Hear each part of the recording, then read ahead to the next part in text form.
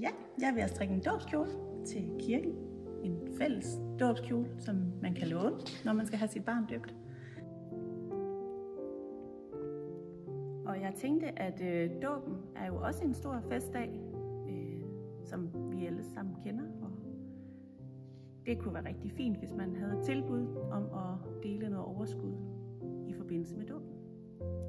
Dåben er jo noget, der betyder noget forskelligt for os, hvor vi kommer fra.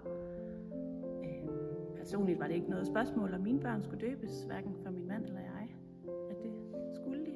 De skulle med i det her fællesskab. Det var en vigtig tryghed for os og for vores børn døbt.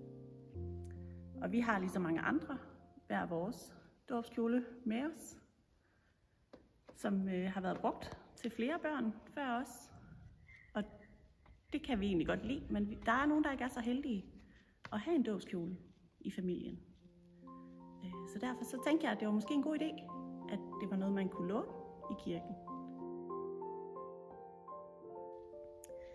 Så derfor så har jeg fået lov af menighedsrådet til at strikke den her dåbskjole, som jeg har fundet på nettet. Det er en opskrift fra Petit Knit, Mette Ockels, der har lavet den til en af hendes egne børn. Og jeg synes, at den er rigtig fin. Den har sådan et flot mønster med nogle mælkebøtter. Som hun siger, at det er ligesom når man ser en mælkebøtte og puster til den, så flyver de ud i verden. Det er ligesom med de små børn, at de sidder helt tæt på, og så forsvinder de ud i verden.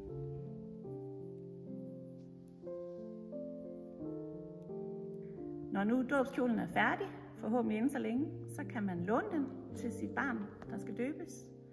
Og det gør man ved simpelthen at tale med præsten, inden at man skal holde dåb, og spørge om kjolen er ledig. Det er den formentlig.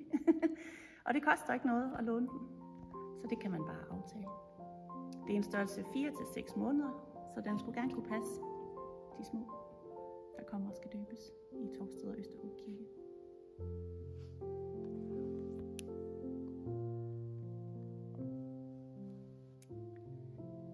Jeg strikker den jo for, at den skal bruges, og jeg vil blive rigtig glad for, at den vil blive brugt en gang imellem til nogen, som ikke har deres egen dåbskjole, eller kan blive enige om at få deres dåbskjole i brug. Og så er det jo sådan, at den er strikket til, at den skal kunne bruges af de her små børn, der både gylper og græder og alting. Så den bliver selvfølgelig vasket og passet godt på, når den ikke er i. Den er godt på vej, men der mangler lige lidt endnu. Cirka hertil bliver den. Det bliver rigtig fint.